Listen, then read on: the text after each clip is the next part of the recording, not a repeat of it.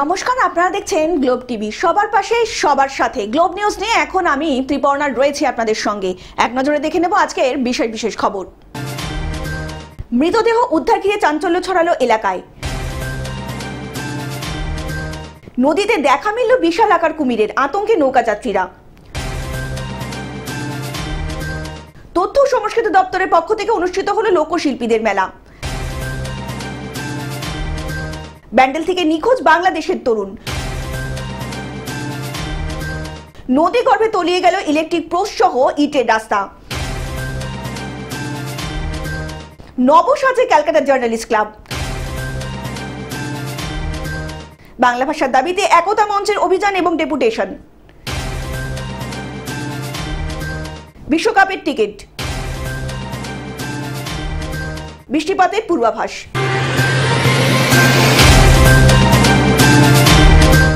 আসছে বিস্তারিত খবরে। মৃতদেহ উদ্ধার ঘিরে চাঞ্চল্য ছড়ালো এলাকায়। কুয়ো থেকে মৃতদেহ উদ্ধার ঘিরে চাঞ্চল্য ছড়ালো অন্ডাল এলাকার পদ্মাবতী মন্দির এলাকায়।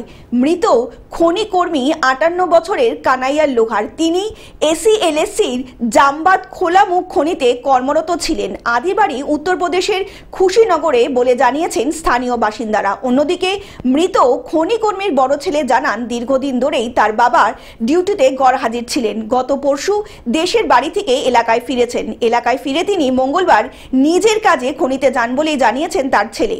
नहीं लग रहा था तो मान लीजिए रात हो गया, 6 बजे कोई ट्रेन है नहीं, तो कल हम सुबह में 12 बजे ट्रेन पकड़ा, तो अब जस्ट हम लोग पे आ रहे हैं तो बिना की ऐसा घटना। क्या लग रहा है?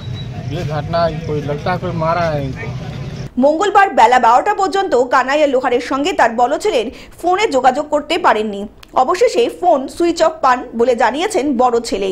গভীর রাত পর্যন্ত বাড়ি না ফেরায় খোঁজাখুঁজি শুরু হয়। বুধবার সকালে এলাকার একটি কুয়ো থেকে মৃত কানাইয়া লোহারের দেহ উদ্ধার হয়। অন্যদিকে কানাইয়া লোহারের ছেলে বাবার মৃত্যুকে ঘটনাকে কেন্দ্র করেই হত্যার ঘটনাও হতে পারে বলে জানিয়েছেন। তিনি জানান, তার বাবার কাছে একটি ফোন আসে, 17,000 টাকা ইএমআই আছে, সেটি পূরণ করে দিতে হবে বলে। আর এই কারণেই তার বাবা হয়তো আত্মহত্যা করেছে। অন্যদিকে সমস্ত ঘটনা তদন্ত শুরু করেছে অন্ডাল থানার পুলিশ।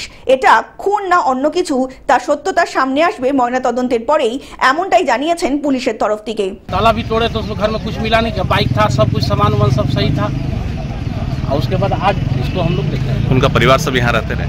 ना, परिवार नहीं रहता था। लड़का कल हम लोग बोले थे वो आया है, लड़का ही था। পাণ্ডবেশ্বর থেকে সুকান্ত বাগদির রিপোর্ট, গ্লোব নিউজ। নদীতে দেখা মিলল বিশাল আকার কুমিরের, আতঙ্কে নৌকা যাত্রীরা।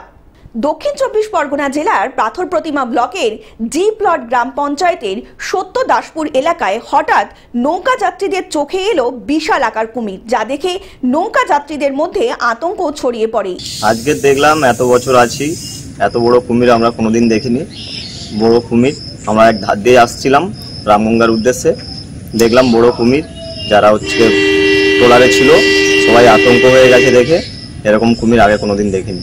ইতিপূর্বে বহু কুমির দেখেছে সুন্দরবনের মানুষজন, কিন্তু 20 ফুট লম্বা কালো রঙের কুমির এলাকার মানুষ এই প্রথম দেখছেন সুন্দরবনে। তবে নৌকা যাত্রীরা জানিয়েছেন, ভগবতপুর কুমির প্রকল্পে এই বৃহদাকার কুমির দেখা যায়। তবে এই নদীতে কিভাবে এত বড় কুমির এলো ভাবিয়ে তুলছে নৌকা যাত্রী এবং এলাকাবাসীদের। আমরা যখন ট্রলার করে আসছি, দেখি নদীর চরে একটা বিশাল বড় কুমির শুয়ে আছে। আমরা তো সবাই দেখে ভয়ে জড়সড়, সবাই চিৎকার আরম্ভ করে দিয়েছি।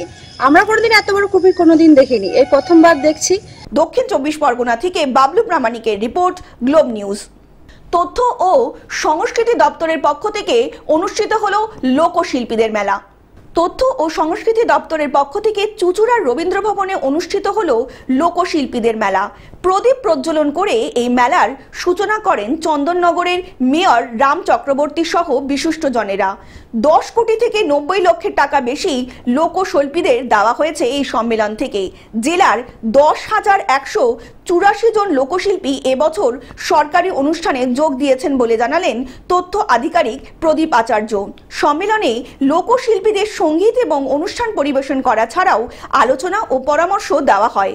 আজকে আমরা এখানে এসেছি, আমরা যে যার নিজস্ব যন্ত্রগুলি ব্যবহার করতে, যারা গায়ক তারা গান করতে, এবং বহু দূর দূরান্ত থেকে শিল্পীরা সবাই সম্মিলিত হয়েছি এবং এই শিল্পী সম্মেলনে হাজির হয়ে সামিল হয়ে ভীষণ ভালো লাগছে। অপসংস্কৃতি ও লোকশিক্ষার প্রসারে এই লোকশিল্পীদের অনুষ্ঠান বিশেষভাবে কাজে আসবে। সম্মেলনে উপস্থিত ছিলেন লোকশিল্পীদের উৎসাহ দেন সভাপতি রঞ্জন ধারা, সদর মহকুমা শাসক স্মিতা শুক্লা সান্যাল, কর্মাধ্যক্ষ সুবীর মুখোপাধ্যায়, পৌর প্রধান অমির রায় সহ বিশিষ্টজনেরা। সারা দিন ব্যাপী চলা এই সম্মেলনে 5 শতাধিক শিল্পীদের দল উপস্থিত হয়েছিলেন এই অনুষ্ঠানে। 3 কোটি টাকারও বেশি তাদের বিভিন্ন অনুষ্ঠানের মধ্যে তাদের পারফরমেন্স করার জন্য তাদের প্রদান করা হচ্ছে। এই সম্মান তো কখনো কোনো সরকার লোকশিল্পীদের দেন না। লোকশিল্পীরা স্টেশনে স্টেশনে কেউ বাজিয়েছেন, কেউ কোনো প্রোগ্রামে হাটে বাজারে বাজিয়েছেন, লোকে ভিক্ষার মতো করে কিছু অর্থ দিয়েছেন। এবং এই যে লোকশিল্প, এই যে লোকশিল্পের নান্দনিক জিনিস, সেটাও কিন্তু বিলুপ্ত হয়ে গেছিল 2011 সালের পর বাংলার মাননীয় মুখ্যমন্ত্রী সেই লোকশিল্পীদের আবার সেই স্রোতের মধ্যে ফিরিয়ে দিয়েছে। হুগলি থেকে রাজকুমার প্রসাদের রিপোর্ট, গ্লোব নিউজ। ব্যান্ডেল থেকে নিখোঁজ বাংলাদেশের তরুণ। চিকিৎসা করাতে এসে ব্যান্ডেল থেকে নিখোঁজ 19 বছরের বাংলাদেশের তরুণ নিলয় সাহা কলকাতার ঠাকুরপুকুর ক্যান্সার রিসার্চ সেন্টারের নবপল্লীতে তার দিদির বাড়িতে গত 2রা জুলাই সেখানেই এসেছিল তরুণ। মঙ্গলবার দুপুরে 2 দিদির সঙ্গে গোপীনাথপুর ঠাকুরবাড়িতে যান, সেখানে মানসিকের পুজোও দেন। তারপর থেকেই নিখোঁজ হয়ে যান বাংলাদেশের তরুণ নিলয় সাহা। ক্যান্সারে ইতিমধ্যেই তার একটি পাও বাদ হয়ে গিয়েছে। বর্তমানে ক্লাচ নিয়ে হাঁটাচলা করে। এমন অবস্থায় কোথায় গেলেন নিলয় সাহা কেউ বুঝে উঠতে পারছেন না। ক্যামেরাটা খুললে হয়তো বোঝা যাবে যে ও মোড়ের মাথা থেকে টোটোতে গেল না অটোতে গেল না এটে গেল। এটা আমাদের ওই সিসি ক্যামেরা মানে ওদিক থেকে সোজা আসছে। হুগলি থেকে কৌশিক ঘোষের রিপোর্ট, গ্লোব নিউজ।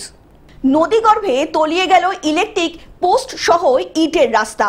অশনি সংকেতের ফলে গঙ্গাসাগরের কপিলমুনি মন্দিরের সামনেই নদী বাঁধ একটু একটু করে ভেঙে গিয়ে নদী গর্ভে বিলীন হয়ে যাচ্ছে। নিম্নচাপের জন্যই ইতিমধ্যেই উত্তাল হয়ে গিয়েছে বঙ্গোপসাগর। বঙ্গোপসাগর উত্তাল হওয়ার কারণেই বড় বড় যে ঢেউগুলি আছে সেগুলি মাটির নদীর বাঁধের ওপর এসে আছড়ে পড়ছেই। তারপরেই দুর্বল হয়ে গিয়েছে মাটির নদী বাঁধ। জোয়ারের জলের ধারে গঙ্গাসাগরের কপিলমুনি প্রাঙ্গণের সামনে 1 নম্বর স্নানঘাট থেকে শ্মশানঘাট পর্যন্ত প্রায় 1/2 কিলোমিটার ইটের রাস্তা ভেঙে সমুদ্র গর্ভে বিলীন হয়ে গিয়েছে ইতিমধ্যেই। এই বিষয়ে আতঙ্কিত এলাকাবাসী। রাস্তা ভেঙে গিয়েছে, ইলেকট্রিকের পোস্টও ভেঙে গিয়েছে। ভাঙন মেরামত করার জন্য যেটুকু কাজ করা হয়েছিল সেটুকুও কাজ নদীগর্ভে বিলীন হয়ে গিয়েছে। সেই কারণেই আতঙ্কে রয়েছেন এলাকাবাসী। কি ভাঙছে? কি ভাঙছে? গাছ নিয়ে গাছ কিছু দিয়েছিল, সব দিয়েছে, ফুটি মুটি সব চলে যাচ্ছে। তো এই ইটের রাস্তা চলে যাচ্ছে, কিছু থাকছে না। তাকে ভালো করে একটু তৈরি করে দিলেই মনে হয় ভালো হয়।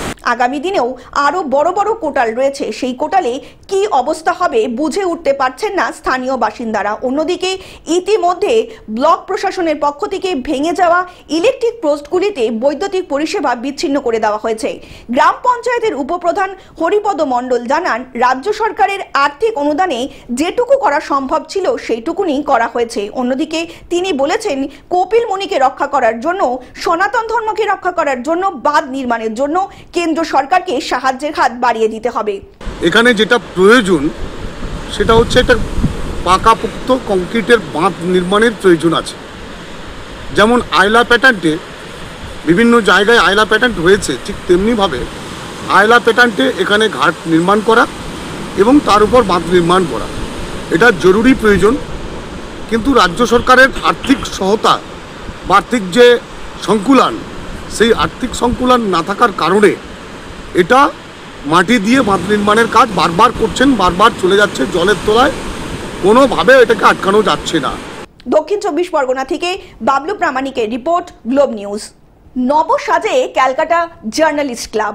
মহা সমারোহের সঙ্গে শুভ সূচনা হলো ক্যালকাটা জার্নালিস্ট ক্লাবের নতুন ঘর এবং লাইব্রেরি উদ্বোধনের মধ্যে দিয়ে।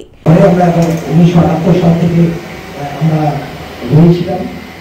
আমরা রাজ্য সরকারের কাছে অনুরোধ করেছিলাম যে যেহেতু এই বাড়িটা রাজ্য সরকারের আইন দপ্তরের আওতাধীন, তাদেরকে আমরা রিকোয়েস্ট করেছিলাম। আমি তার জন্য আইন মন্ত্রী শ্রী মলয় পাঠক এবং রচিত ঘোষ, তাদের কাছে আমরা কৃতজ্ঞ। তাদের সহায়তা ছাড়া আমরা আজকে এই ঘরটা পেতাম না। এই ঘরটা আয়তনে আধুনিকভাবে ঠিক তুলনায় বিভিন্ন বেশি বড় এবং আশা করি আমরা আগামী দিনে কাজকে আরো সুস্থভাবে পরিচালনা করতে পারবো।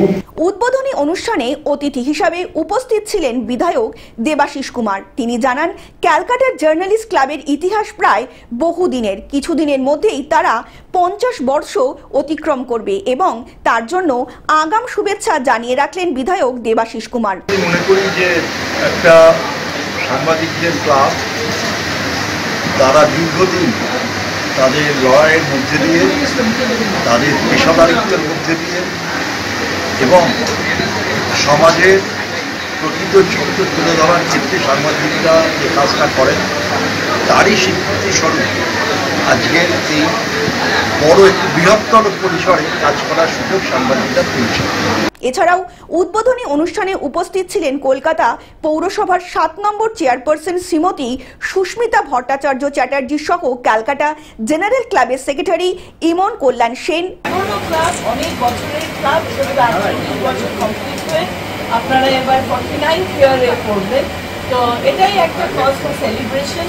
এবং আপনাদের প্রথমে একজন যারা প্রতিষ্ঠা করেছিলেন এই ক্লাবকে, সেখানে সুনীল গঙ্গোপাধ্যায় ছিলেন, আর শক্তিদা ছিলেন, অনেকেই ছিলেন।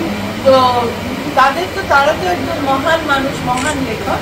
তো আমরা এখন যা আছি, আমরাও নিজেদের ছোট ছোট ভাবে আমরাও সেই লেখাটা চালিয়ে যাচ্ছি। আর আজকের দিনটা আপনারা খুব ভালো সিলেক্ট করেছেন।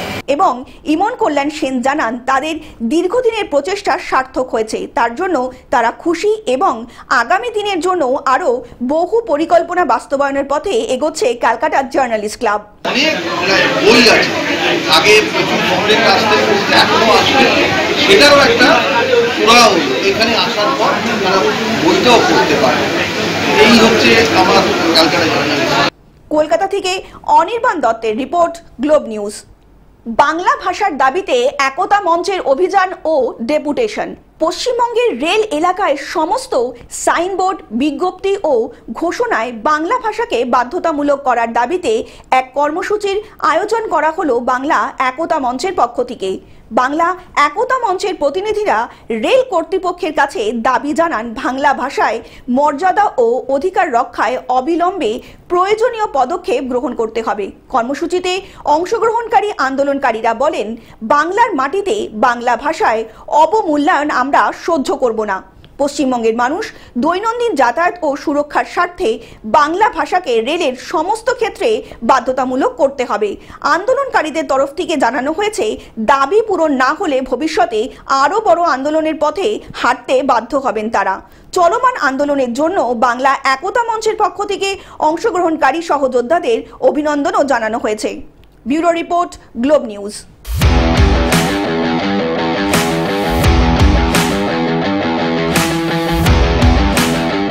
বিশ্বকাপের টিকিট বিক্রি। আমেরিকা, কানাডা ও মেক্সিকোর বর্ষের 2026 সালের বিশ্বকাপ ফুটবলের আসর আগামী 10ই সেপ্টেম্বর থেকে টিকিট কেনার জন্য প্রাথমিক আবেদন গ্রহণ শুরু করবে ফিফা। আগামী বছরে 19শে জুলাই বিশ্বকাপ ফাইনালের দিন পর্যন্ত চলবে টিকিট বিক্রির প্রক্রিয়া। উদ্বোধনী ম্যাচের টিকিটের মূল্য $353 থেকে $706, ভারতীয় মুদ্রায় প্রায় 31,000 থেকে 61,000 টাকা। ফাইনালের টিকিটের মূল্য শুরু হচ্ছে ভারতীয় মুদ্রায় প্রায় 61,000 থেকে 1,62,000 টাকা পর্যন্ত। Bureau report, globe news.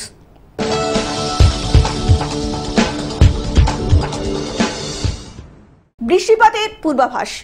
হাওয়া অফিস বলছে, বৃহস্পতিবার মুর্শিদাবাদে ভারী বৃষ্টির আশঙ্কা থাকবে। কলকাতা সহ দক্ষিণবঙ্গের সব জেলাতেই ঝড় বৃষ্টির সম্ভাবনা রয়েছে। বজ্র বিদ্যুৎ সহ হালকা মাঝারি বৃষ্টির সঙ্গে 30 থেকে 40 কিলোমিটার বেগে দমকা ঝোড়ো বাতাসও বইতে পারে। Bureau report, globe news. Television ছাড়াও গ্লোব টিভি এখন সমস্ত সমাজ মাধ্যমে উপলব্ধ। বিস্তারিত জানতে ফোন করুন আমাদের টোল ফ্রি নাম্বার 180089197444 অথবা লগ ইন করুন আমাদের ওয়েবসাইট www.globetv.in এ। গ্লোব নিউজ এখন এ পর্যন্তই। দেখতে থাকুন গ্লোব টিভি, সবার পাশে সবার সাথে। নমস্কার।